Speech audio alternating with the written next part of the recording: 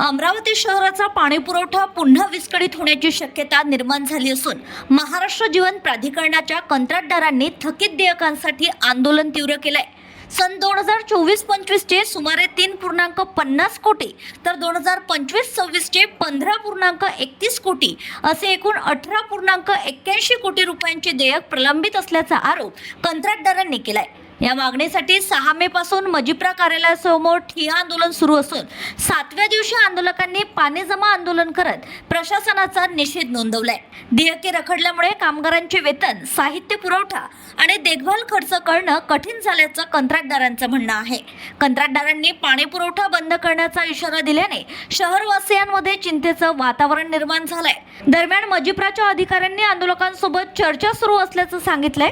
उपअभियंता संजय लेवकर यांनी पाणी पुरवठा बंद होणार नसल्याचा दावा केला असला तरी देयके तातडीने न मिळाल्यास आंदोलन आणखी तीव्र करण्याचा इशारा कंत्राटदारांनी दिला आहे। मी सुधीर गिरी, कॉन्ट्रॅक्टर असोसिएशन संघटनेचा सदस्य। 6 तारखेपासून आमचं ठिय्या आंदोलन चालू आहे। आजचा 8वा दिवस आहे। 8 दिवसात अद्यापपर्यंत आम्हाला ठोस असं काही आश्वासन मिळालं नाही आणि आम्ही त्यांना पत्र दिलं होतं की 14 तारखेला रात्रीपासून माझी पाणी पुरवठा बंद नाही करणार आम्ही।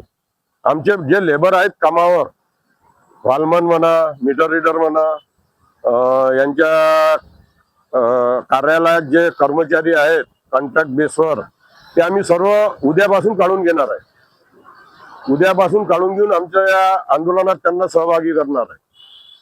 कारण आमच्याजवळ आता त्यांना पेमेंट द्यायसाठी काहीच पर्याय उरलेला नाही आहे।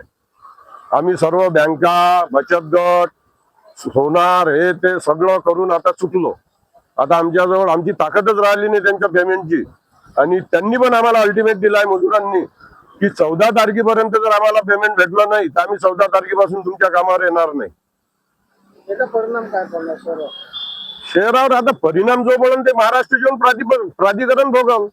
आम्ही जनतेला विनंती करतो की आमच्याजवळ पैसा नसल्यामुळे आम्ही पाणी पुरवठा, लेबर कोणतंच काम करू शकत नाही। शेवटी पैशानच होती ना कोणती गोष्ट। आम्ही आतापर्यंत म्हणजे 1 वर्षापासून आम्हाला 1 रुपया दिला नाही महाराष्ट्र जीवन प्राधिकरणानं। आम्ही 1 वर्षापासून सतत चालवत येऊन राहिलो या स्कीमा। असं समजा की 1 वर्षापासून या स्कीमा फुकटाच चालू आहे। MGBचा 1ही रुपया त्याच्यात इन्व्हॉल्व नाहीये। आता जेव्हा आम्ही आमच्या हक्काचे पैसे मागतो तेव्हा हे आम्हाला तारीख पे तारीख देतात।